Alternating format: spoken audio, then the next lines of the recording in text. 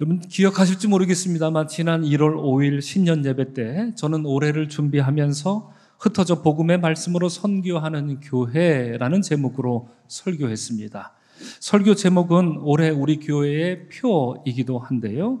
그때 저는 여러분과 세 가지 키워드로 나누었습니다. 첫째는 큰 소리, 둘째는 큰 박해, 셋째는 큰 기쁨입니다. 사도행전 7장과 8장을 읽을 때 이 키워드에 따라 읽으면 굉장히 읽기 편하고 훨씬 더 큰 은혜가 있기도 합니다.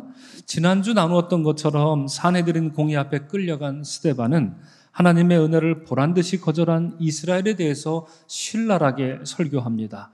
설교를 듣던 이스라엘의 자유민들은 부득부득 이를 갈면서 일제히 큰 소리를 지르며 스데반에게 달려들었고요. 이로 인해 스데반은 성 바깥으로 끌려가서 돌에 맞아 죽는 끔찍한 일을 당했습니다. 그러나 그것이 발화점이 되어서 이후로 예루살렘 교회는 큰 박해가 일어나서 사도들만 예루살렘에 남고 나머지 성도들은 모두 예루살렘을 떠날 수밖에 없었고요. 유대와 사마리아로 흩어지는 일이 벌어진 것입니다. 여러분 사도행전에서 박해라는 말이 처음 이때 등장합니다.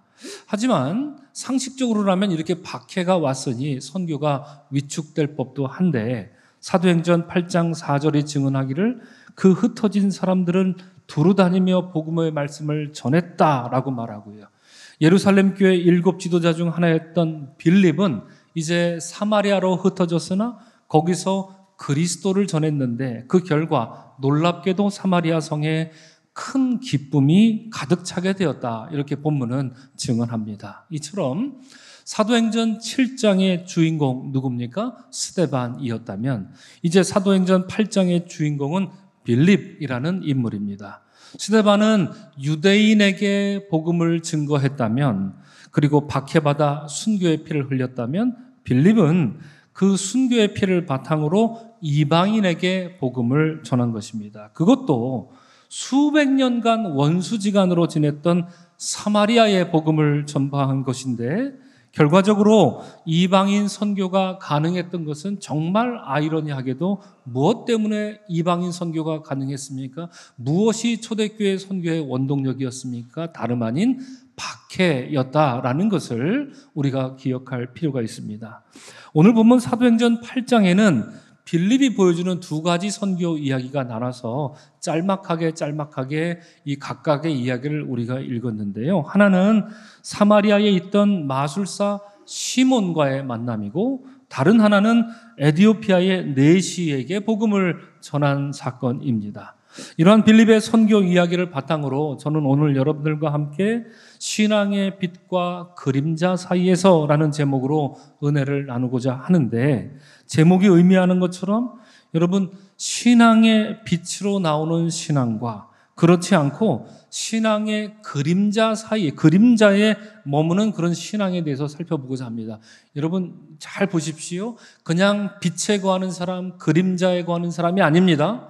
신앙이 있으나 신앙의 빛으로 나오는 사람이 있고 신앙이 있으나 그 신앙의 어두운 그림자 아래 머물러 있는 사람이 있다라는 것을 오늘 여러분들과 나누고자 합니다. 그러면서 한번 우리 스스로에게 물어보면 좋겠습니다. 나는 신앙의 빛으로 나가는 사람인가? 아니면 신앙의 그림자 아래 머물기를 원하는 사람인가?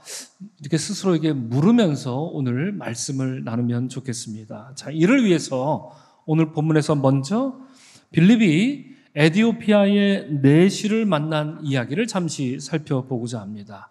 여러분 에디오피아라는 나라를 모르는 분은 없을 것입니다.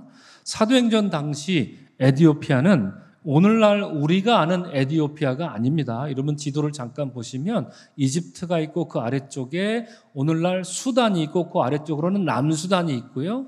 그리고 저 홍해바다 쪽으로 에디오피아가 붙어 있습니다. 그래서 성경에 나오는 에디오피아는 수단, 남수단 그리고 에디오피아 이 세 개를 합친 굉장히 거대한 왕국이었던 것입니다. 그것이 이제 역사에 따라서 오늘날 에디오피아가 조그맣게 이렇게 동떨어져 나간 것인데요. 구약에서는 이 에디오피아를 뭐라고 불렀냐면 구스라고 합니다. 그래서 역사학이나 고고학에서는 이 나라를 최초의 흑인 제국이 이때 만들어졌다라고 얘기하고요. 그래서 이때를 쿠시 왕조 이렇게 부릅니다. 쿠시이기 때문에 이걸 한글로 구스 왕, 구스 땅 이렇게 부르고 있는 것이지요. 군사력이 아주 막강했습니다. 그리고 황금을 비롯한 보석이 풍부해서 여러분 이 쿠시 왕조 북쪽에 뭐가 있죠? 어떤 제국이 있죠? 이집트가 있습니다. 이집트를 침범해서 꿀꺽 삼킨 적도 있습니다. 그래서 이집트의 제25대 왕조는 바로 흑인들이었습니다. 흑인들이 그 땅을 제패했던 것이지요. 그래서 오래전부터 이집트와 라이벌 관계에 있을 정도였습니다. 자, 이 나라의 위세가 어느 정도였냐면 신약 성경 배경이 되는 제국이 있습니다. 어떤 제국이 당시 이스라엘을 식민지하고 있었죠? 로마 제국이었습니다. 그런데 여러분 정말 놀랍습니다. 정말 놀랍게도 로마 제국이 에티오피아만큼은 당시 점령하지 못했습니다. 에티오피아는 로마 제국과 상호 조약을 맺어서 독립을 유지할 수 있었는데 이 조약을 맺을 때도 제가 이 조약을 한번 읽어보았습니다. 조약을 읽어보았더니 조약의 주도권을 누가 갖고 있는지 아십니까? 우리나라도 지금 관세 이것 때문에 난리인데요. 그 주도권을 에티오피아와 로마 중에 누가 갖고 있었는지 아십니까? 에티오피아가 갖고 있었습니다. 에티오피아가 원하는 대로 로마가 다 들어주는 그런 형식으로 조약이 형성됐고 조공조차 받지 않겠다 이렇게 쿠시 왕조가 당시에 독립을 유지할 수 있었던 것이지요. 천하를 호령하던 로마 제국도 함부로 할 수 없었던 나라가 있었으니 이름하여 어디다? 에티오피아 왕조였다라는 것을 우리가 먼저 알 필요가 있습니다. 자, 오늘 본문에 빌립이 만난 이 에티오피아의 내시, 자세한 건 우리가 다 읽지 않았습니다만 이 사람은 어떤 사람이냐? 바로 그처럼 막강한 힘과 권력을 갖고 있던 국력을 갖고 있던 에티오피아의 모든 국고를 맡은 사람이라고 합니다. 여러분 창세기에 이집트에서 모든 국고를 맡았던 한 인물이 있습니다. 그가 누구였습니까? 요셉이 있습니다. 그렇죠? 요셉의 위치와 맞먹는 사람이 오늘 본문에 나오는 에티오피아의 내시였습니다. 더더군다나 여러분 이 내시가 뭘 타고 왔다고 하죠? 수레를, 대답이 없으십니까? 수레를 타고 왔습니다. 수레를 타고 왔다라는 건 오늘날로 치면 뭐라고 말할 수 있을까요? 전용 비행기를 타고 왔다 갔다 했다라는 그런 얘기입니다. 그런지 얼마나 막강한 권세를 갖고 있었겠습니까? 그런 위치였습니다.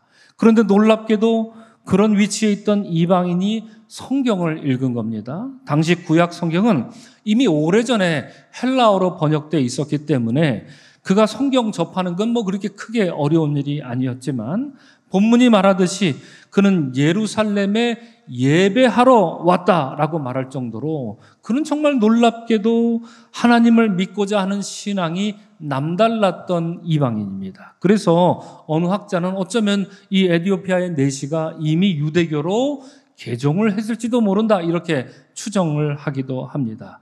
자, 그런데 그 먼 거리를 찾아와서 예배하고 돌아가는 에티오피아 내시의 마음은 지금 어떠냐? 공허하기만 합니다. 유대교 제사를 이렇게 멀찍이서 지켜봤는데 별로 감동도 없고요. 그래서 그거 보고 있다 보니 내가 이러려고 이 먼 곳까지 왔나 싶어서 마음이 부르퉁하던 차에 더더군다나 오늘 읽지는 않았지만 여러분 오늘 본문에 이어지는 32절 이하에 보면 에티오피아로 돌아가는 그 수레 안에서 이 에티오피아 내시가 읽던 성경이 있습니다. 그것이 바로 이사야의 말씀인데 그 본문 말씀이 이렇습니다. 그가 도살자에게로 가는 양과 같이 끌려갔고 털 깎는 자 앞에 있던 어린 양처럼 그의 입을 열지 않았도다 이렇게 하는 말씀을 읽고 있는데 지금 그렇죠? 근데 이게 도대체 누굴 두고 이렇게 하는 말인지 도무지 알지 못하겠다 하는 겁니다. 이에 이 에티오피아의 내시는 광야 길에서 빌립을 드디어 만나게 됩니다. 그래서 빌립에게 하는 소리가 나한테 성경을 알려주는 이가 없어서 내가 당최 이 성경이 무슨 뜻인지 모르겠어 라고 말하면서 빌립에게 자기 전용 비행기 수레에 한번 타십시오 이렇게 초대를 했던 겁니다. 그리고 성경을 좀 풀어달라고 요청을 합니다. 결과적으로 빌립은 이사야가 가리키는 그 이사야가 가리키는 그는 다름 아닌 도살장에 끌려간 어린 양처럼 십자가에서 달려 죽으신 예수 그리스도였다라는 것을 알려주면서 그 내시에게 복음을 전했고요. 이에 내시는 곧바로 세례까지 받게 됩니다. 참으로 아름답고 놀라운 일이 이 광야 길에서 벌어진 것입니다. 예루살렘에서는 이루어지지 못했던 일이 광야 길에서 일어났던 것입니다. 복음을 전한 빌립도 놀랍지만 성경을 읽고 그 풀리지 않는 구절 때문에 빌립에게 물었을 정도로 그 에티오피아 사람은 하나님 말씀을 너무나도 진지하게 읽었던 그런 인물이었는데요. 이런 과정을 통해 그가 세례받는 장면을 사도행전은 이렇게 말합니다. 우리 다 같이 한 목소리로 읽겠습니다. 빌립과 내시가 둘 다 물에 내려가 빌립이 세례를 베풀고 둘이 물에서 올라올세 주의 영이 빌립을 이끌어 간지라 내시는 기쁘게 길을 가므로 그를 다시 보지 못하니라 이렇게 말합니다. 여러분 참 이 말씀을 제가 설교를 준비하면서 읽을 때 참 가슴이 따뜻해졌습니다.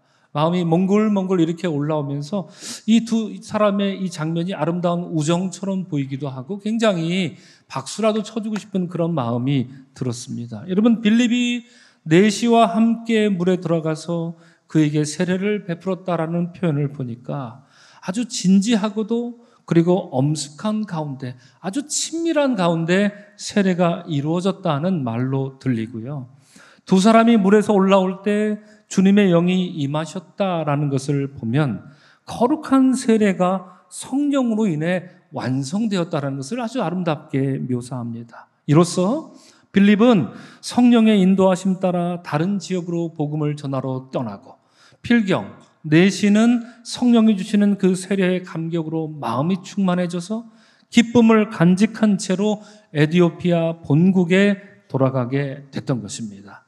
부푼 꿈을 안고 예루살렘을 찾아왔다가 자칫 마음의 공허함만 안고 돌아갈 그럴 여행이었는데 빌립을 만나서 복음을 듣고 세례를 받음으로 참 기쁨을 안고 돌아갈 수 있게 된 것입니다.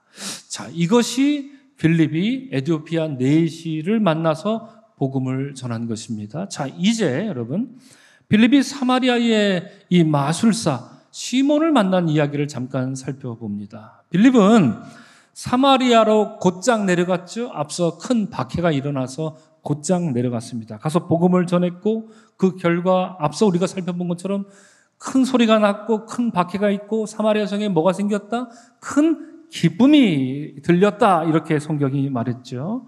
실로 놀라운 복음 전도였는데 그 제일 앞장선 사람이 바로 빌립이라는 인물입니다. 그러던 중에 빌립은 마술사 시몬이라는 사람을 이 사마리아에서 만나는데요.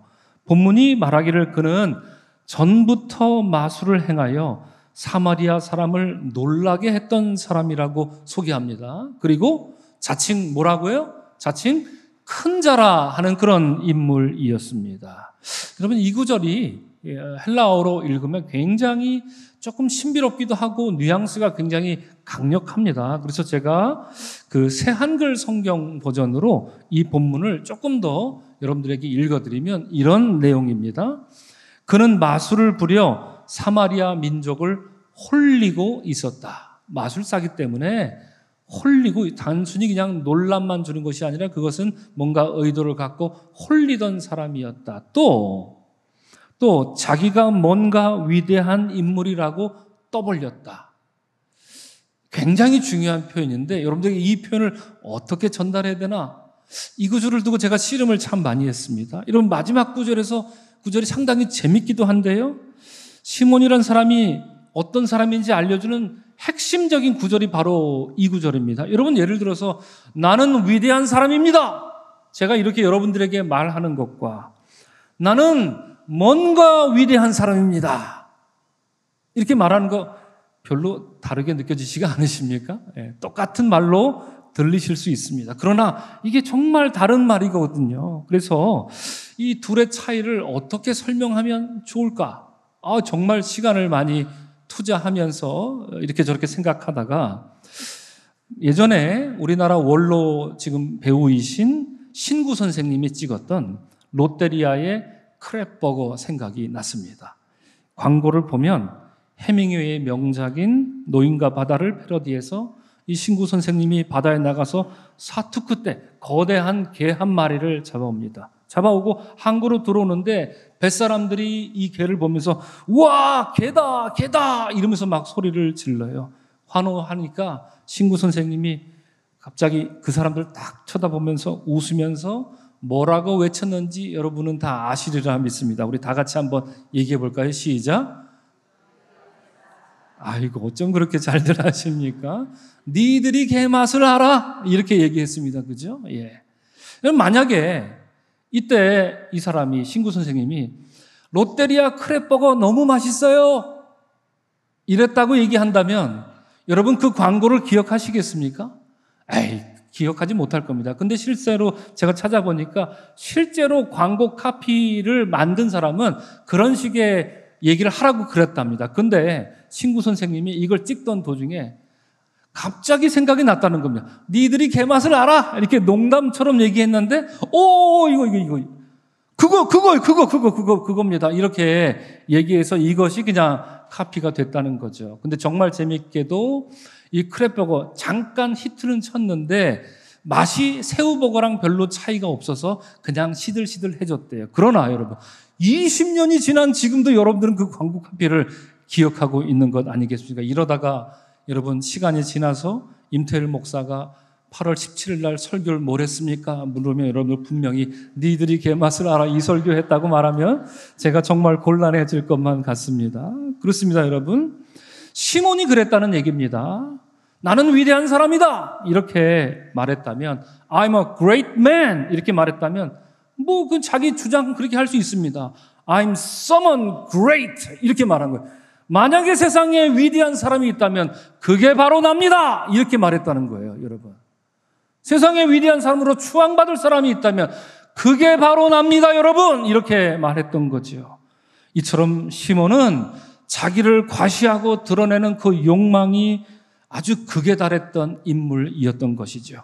그가 욕망했던 것만큼 마술을 쓸 수 있었기 때문에 사람들에게 또 그게 먹혔던 겁니다. 그래서 본문은 말하기를 사마리아 사람들이 지위 고하를 막론하고 시몬을 향해 이 사람은 저 위대한 하나님의 능력 그 자체다 라면서 칭송까지 했다는 얘기입니다. 그러니 여러분 지금 이 본문에 나오는 시몬이 얼마나 기고만장했겠습니까? 자, 그런데 그러던 그가 빌립을 만난 뒤에 어땠습니까? 12절 이하를 보면 빌립이 하나님 나라와 예수 그리스도의 이름을 선포하며 전도할 때 사마리아 사람들이 그에게 나와서 세례를 받았다라고 하는데 정말 놀랍게도 제가 만약에 이 마술사 시몬이라고 한다면 저 같으면 예수 안 믿을 것 같습니다.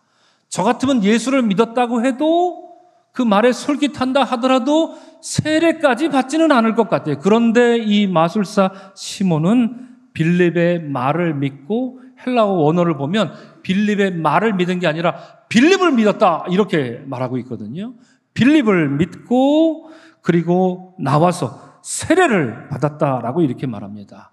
이어전의 말씀을 보면 시몬은 거기서 더 나아가서 어떻다고 얘기합니까? 전심으로 빌립을 따라다니면서 빌립이 보이는 표적과 그 능력을 보면서 놀랐다라고 성경은 전하고 있습니다. 여러분 마술사 시몬에게 뭔가 변화가 일어난 게 맞지요? 그렇죠? 예. 이전에는 그런 사람인데 뭔가 변화가 일어난 게 분명합니다.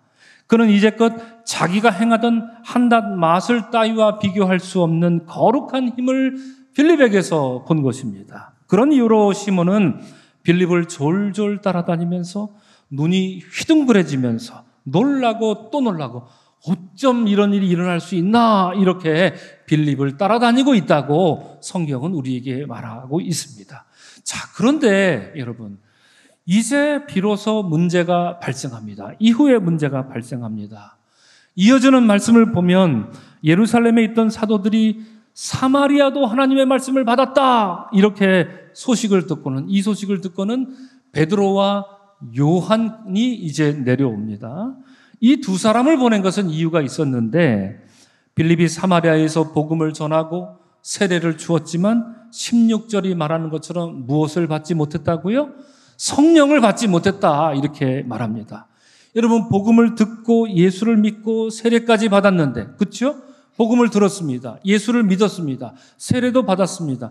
그런데 한 사람도 성령을 받지 못했다. 이거 참 어려운 얘기입니다. 그래서 학자들도 이건 정말 예외적인 구절이다 이렇게 말하고 있습니다. 그래서 오늘 여러분들에게 이게 무엇을 의미하는지 교리적으로 설명하면 한두 끝도 없을 것 같고요. 그건 나중에 이야기하기로 하고요. 다만 그래서 성령이 내리지 못해서 어떻게 된 건가 이후에 일에 대해서 잠깐 나누면 좋겠습니다. 이처럼 빌립이 많은 사람에게 세례를 베풀었음에도 불구하고 한 사람에게도 성령이 내려온 일이 없자 베드로와 요한은 그들이 성령 받게 하려고 예루살렘으로부터 득달같이 달려옵니다. 그리고 두 사람은 안수하죠. 그러자 사마리아 사람들은 하나님 은혜 가운데 충만해져서 성령을 받게 되는데요. 이 일로 인해서 사달이 난 겁니다. 왜 그렇습니까? 18절, 19절은 베드로와 요한의 안수로 인해 사람들이 성령 받은 것을 이제 시몬이 가만히 지켜본 겁니다. 그 모습에 대해서 이렇게 말합니다. 시몬이 사도들의 안수로 성령 받는 것을 보고 돈을 들여 이르되 이 권능을 내게 주어 누구든지 내가 안수하는 사람은 성령 받게 하옵소서 이렇게 요구하고 있습니다. 여러분 이 구절을 자세히 보시면 이 시몬의 문제가 뭔지 아주 적나라하게 드러납니다. 1차적인 문제가 드러나죠. 그것은 무엇이었습니까? 사도들이 안수하여 사람들에게 성령 받게 하는 그 권능을 무엇으로 사려고 했다?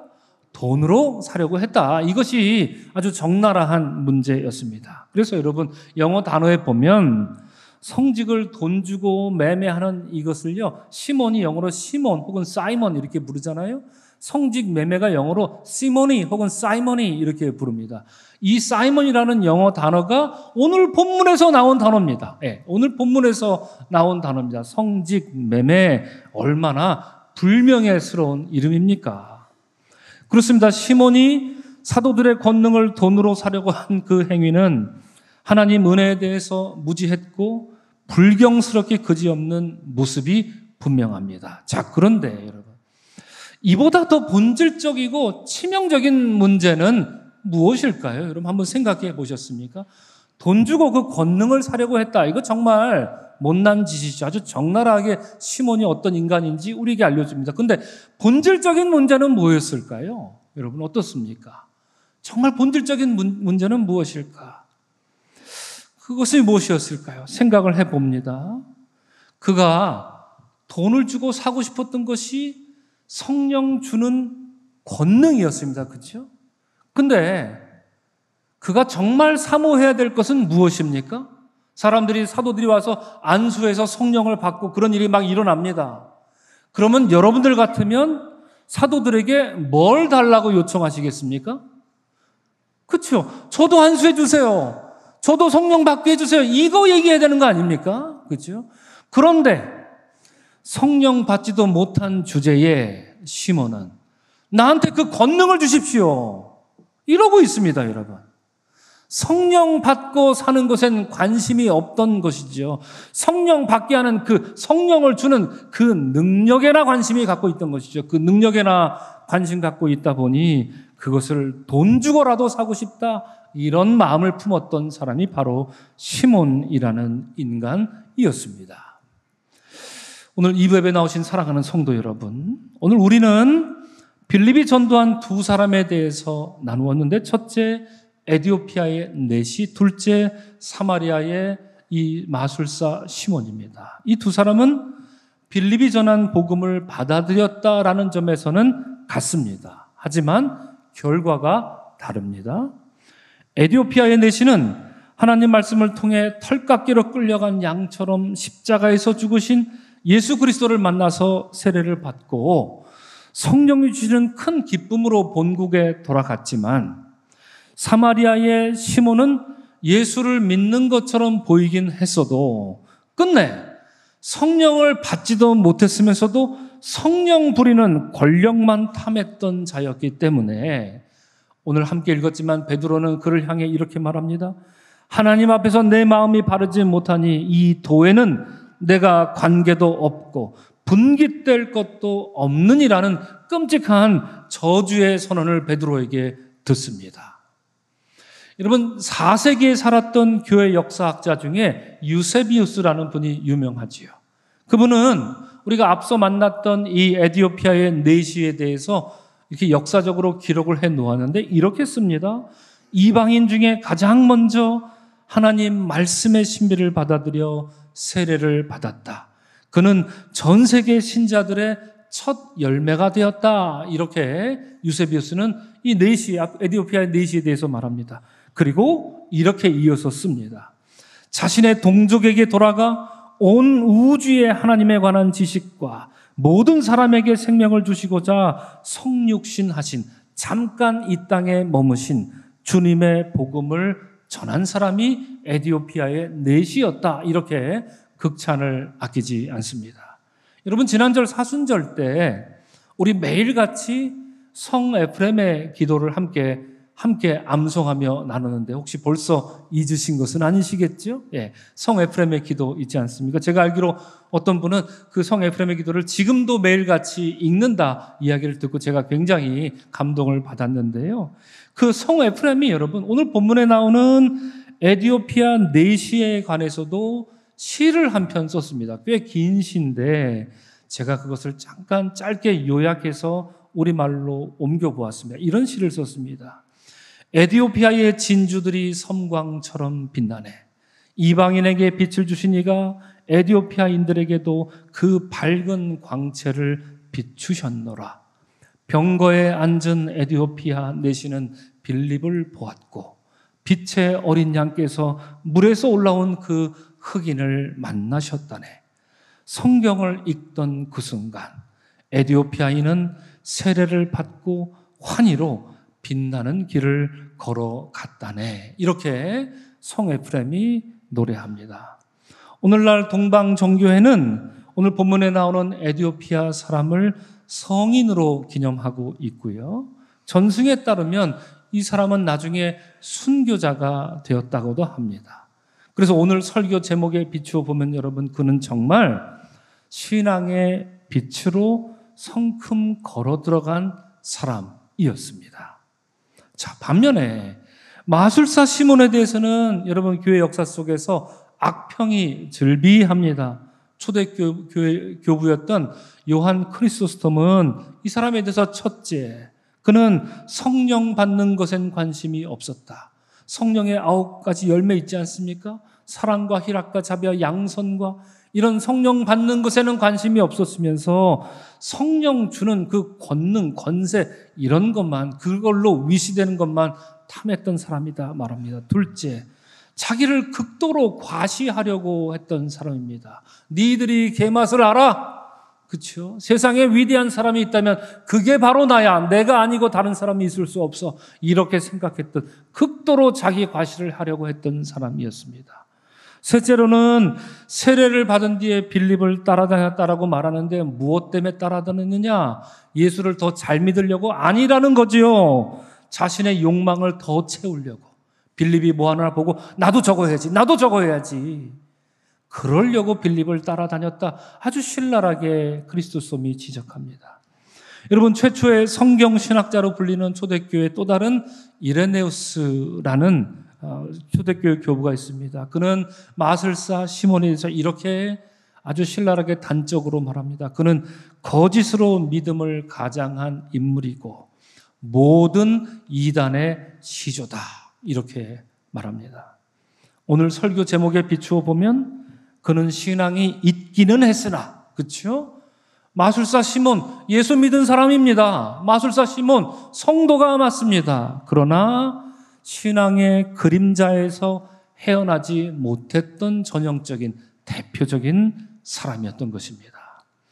오늘 이 웹에 나오신 사랑하는 성도 여러분, 두 사람에 대한 이와 같은 상반된 평가를 듣고 보니 우리 중 시몬처럼 아주 짙은 어둠에 사로잡혀 사는 분이 있을까? 여러분들 아무리 쳐다봐도 그런 분은 보이지가 않습니다. 그래서 참 다행스럽습니다만 반면에 한편으로 우리 가운데 제2의 에티오피아 내시가 바로 납니다. 이렇게 또 말할 수 있는 사람이 있는가? 이렇게 또 아무리 찾아보고 저를 포함해서 말이죠. 찾아보면 에티오피아 내시처럼 말씀을 깊이 묵상하며 늘 빛 가운데 거하려 사는 사람 우리 가운데 얼마나 될까 싶으면 의구심을 감출 수 없습니다. 오늘 설교 제목처럼 신앙의 빛과 그림자 사이에서 과연 우리는 어느 쪽을 바라보고 어느 쪽을 선택하며 살고 있는가 묻게 됩니다. 사실 오늘 설교 제목은 여러분, 영국의 저명한 기독교 사상가로서 제가 많이 인용하는 C.S. 루이스라는 기독교 사상가에게 아주 지대한 영향을 끼쳤던 영국의 체스터턴이라는, 이름도 좀 독특하죠? 체스터턴이라는 분의 글에서 제가 빌려온 그런 표현입니다. 그는 성도들이 신앙의 밝은 빛으로 나아가지 못하고 신앙의 어두운 그림자 안에 안주하는 모습을 지적하면서 이렇게 말했습니다. 그들은 기독교인이 되지 못하고 반기독교인도 되지 못한다. 지금 기독교인에게 하는 얘기입니다, 여러분. 기독교인인데 온전한 기독교인도 아니고 그렇다고 반기독교인도 되지 못한다. 이렇게 말합니다. 전반적 분위기가 반항적이라서 언제나 부르퉁에 있고 외고집을 부리거나 사소한 것 가지고 비판하기 일수다. 여전히 신앙은 있지만 신앙의 그림자 속에 머물러 있으나 신앙의 빛은 잃어버렸다. 신앙의 빛으로는 나아가려 하지 않는다. 이렇게 당대 성도들, 신앙인들을 향해 체스터턴은 이런 얘기를 했습니다.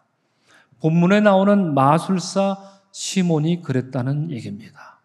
그는 성령을 받지 못한 게 아닙니다. 그렇죠? 받지 못한 게 아닙니다. 성령 받기 쉬웠을 겁니다. 사도들에게 한마디만 하면 됩니다. 베드로, 요한, 나도 성령 받게 해주십시오. 이 말 한마디면 안수했을 것이고 이 말 한마디면 성령 받았을 겁니다. 그는 성령 받지 못한 게 아니라 성령 받지 않은 것입니다. 성령 받으려면 자기 안에 있는 못난 자아를 몰아내야 했지만 그는 처음부터 끝까지 니들이 개맛을 하라는 식으로 나는 뭔가 위대한 사람이야. 저런 건 내가 할 게 아니야. 저런 건 니들이나 하는 거고 나는 저런 거 할 수 있는 권세가 필요할 뿐이야. 나는 니들과는 달라라는 그런 아집을 처음부터 끝까지 버리지 못했습니다. 그의 어두운 내면에 성령의 빛이 비치고 성령이 들어오는 것을 원치 않았던 것입니다. 이런 실수는 여러분 악명 높은 이 마술사 시몬만 저지르는 게 아닙니다. 우리 같은 평범한 신앙인도 자주 이런 실수와 오류에 빠집니다. 우리도 신앙이 있죠. 그렇죠? 남보란 듯이 우리도 신앙이 있고 신앙생활 괜찮게 하고 있습니다. 오랫동안 신앙생활 해왔기에 우리 중에 내일부터 나 신앙생활 하기 싫어, 안 할 거야. 여러분 이런 생각하실 분은 우리 중에 아무도 없을 겁니다. 신앙이 있고 신앙이 있는 게 좋습니다. 신앙이 없는 건 싫어요. 그렇죠? 우린 그렇습니다. 신앙이 없는 게 싫어요. 그러나 신앙의 빛으로 나가는 것도 싫어합니다. 참 아이러니하죠. 왜냐? 신앙의 빛으로 성령의 빛을 쬐는 건 불편하거든요. 적당히 나를 비추고 적당히는 숨고 싶거든요. 그러면서 신앙생활 하고 싶거든요. 그것이 우리 마음이거든요. 우리가 그렇습니다. 신앙의 빛에 우리의 못난 자아가 노출되는 것을 꺼립니다. 그래야 다만 나는 신앙이 있어. 나는 신앙생활을 해. 나는 서강교회 다니고 있어.